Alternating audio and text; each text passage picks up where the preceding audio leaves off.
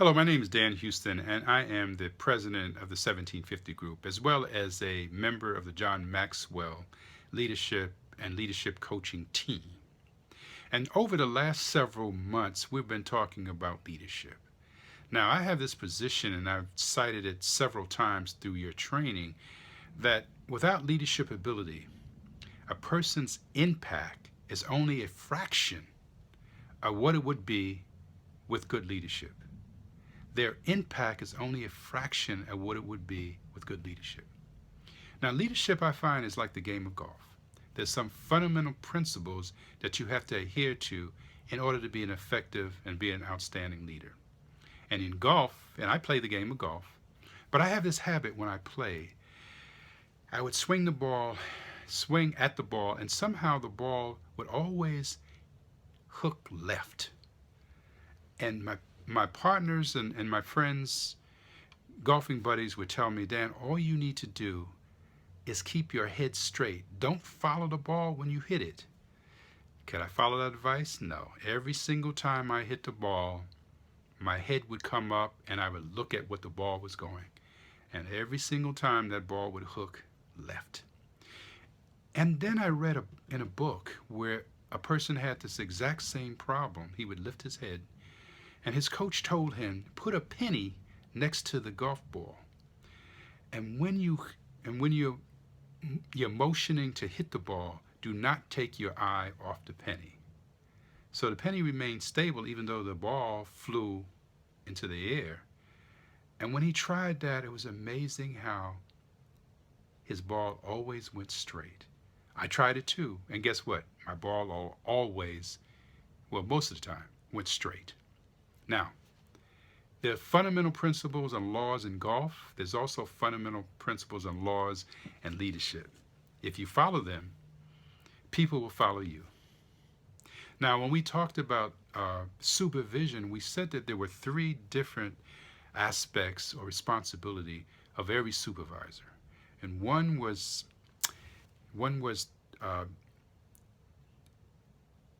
administrative, second was supervision, and third was education. And these three primary areas of responsibility, you would do well. If you did well in all three, then you would be an outstanding supervisor. If you did well in two of them, you would be a good supervisor. And if you only did well in one, please be open for improvement. Because again, you can't lead without having the other two, supervision and education, under your belt. The good news is that you can learn to be an effective leader in all three areas, an effective supervisor in all three areas. It just takes some concerted and intentional effort. Now let's just take a second to look at these three areas: administrative, administrative, supportive, and education. Administration is amazing how typically comprises about 70 to 90% of all of our work. Supportive supervision, somewhere between 10 and 30%, and education between 10 and 30% also, depending on who you are. Now, in the administration area of responsibility, the bulk of your time, if not intentional concerning the other two areas, you spend your time doing reports, attending meetings, ensuring workflow efficiency, disciplining workers, resolving conflicting projects, and actually resolving conflict in general. You meet compliance needs is what you do at the administrative level. In supportive, you're actually supporting your workers. You're encouraging them. You're applying rewards, praises, and by the way, punishment. And you look to show your workers that you value them. You always catch them doing something right. And you help them learn from their mistakes. It's a big thing. I remember when I was a manager, I had a supervisor, Bill. Bill was meticulous in his supervision. He was, organized, but he was slow. And the reason he was slow is because he was afraid to make a mistake. And I used to wonder, how do I make this guy speed up? And the only way I could do that was to allow him to make mistakes. But I didn't know how to convey that to him. But one day he came into my office and said, Dan, I've been agonizing this all weekend because I made a mistake last week. And that mistake is a big one. And as I listened, he was right. It was a big mistake. It was going to cost us a lot of energy and a lot of time to correct that mistake. But you know what? I started laughing at him. And he looked at me and said, Dan, are you losing your mind? I said, no. You know what? I've been waiting for you to make a mistake all year long. And you finally did it. Let's go to lunch. I put on my coat and I took him to lunch. And do you know, in the next couple of weeks, he came to me and said, Dan, can we go to lunch again? I made another mistake. But I wanted to create the environment so he felt comfortable making mistakes, because as you know, we learn more from our mistakes than we learn from our successes. And as a supportive supervisor and supportive leader, what you do is that you make sure that there's an environment so that your workers can feel comfortable taking a risk, making mistakes, pushing the envelope, taking the incentive, moving beyond the box, painting outside the wall, all those kinds of things. That's what we do when you do good supportive supervision. It's all about an attitude of catching someone doing something right. The other one is in education. You are actually intentional and consistent about understanding their strengths and weaknesses. You use a strength-based approach if you're an effective leader. And that means emphasizing strengthening their strengths rather than strengthening their weaknesses. You provide training for that.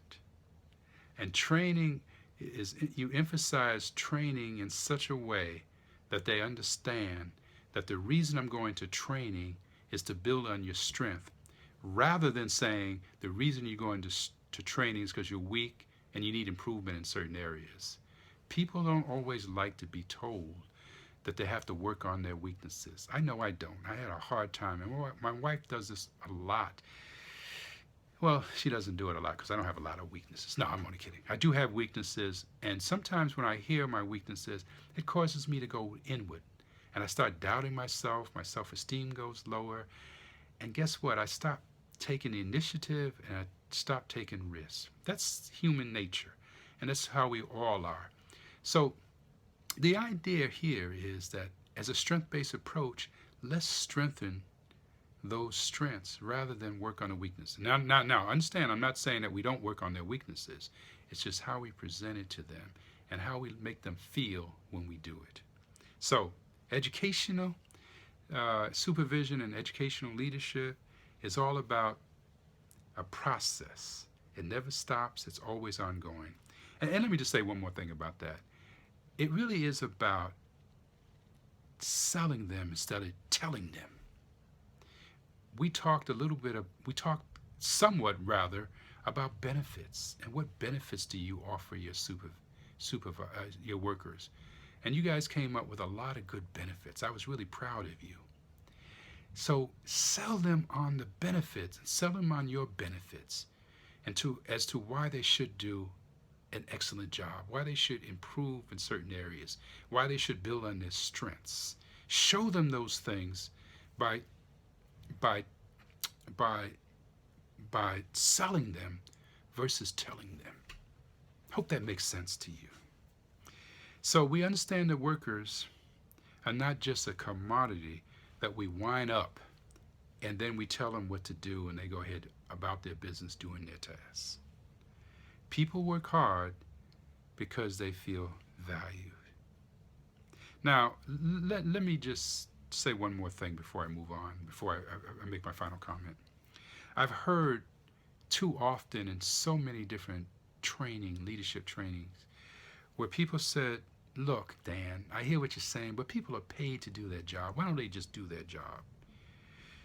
We need to stop babying our workers.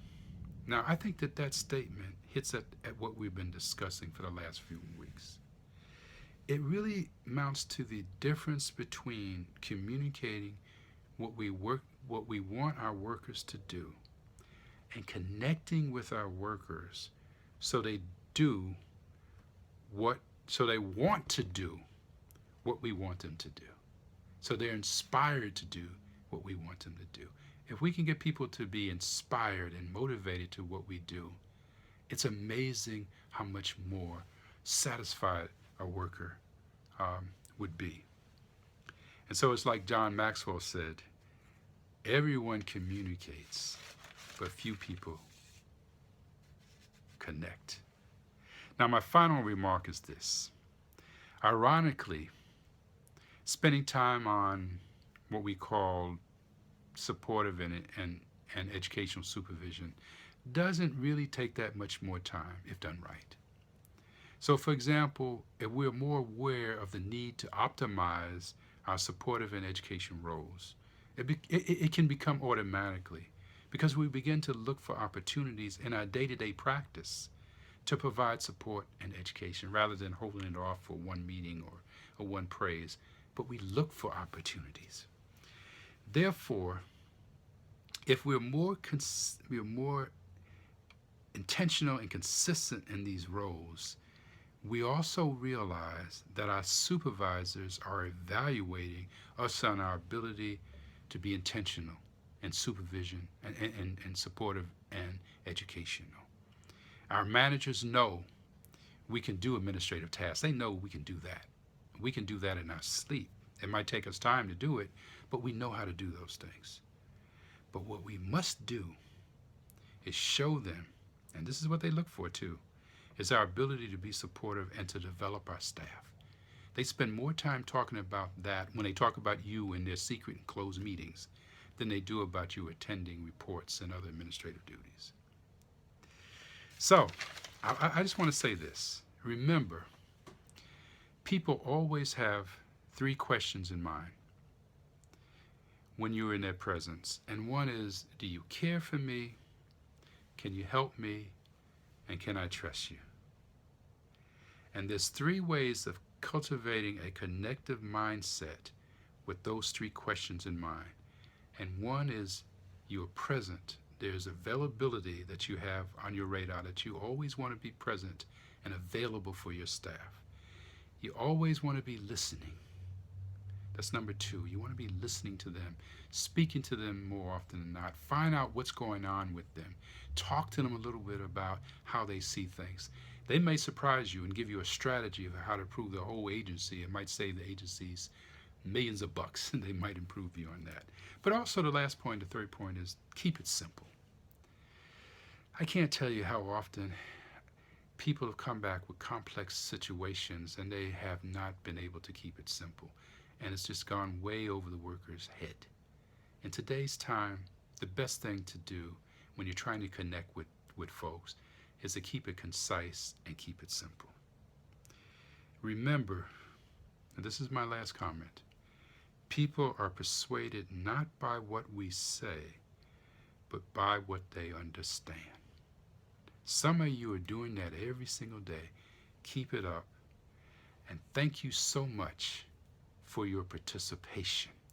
I have enjoyed it immensely.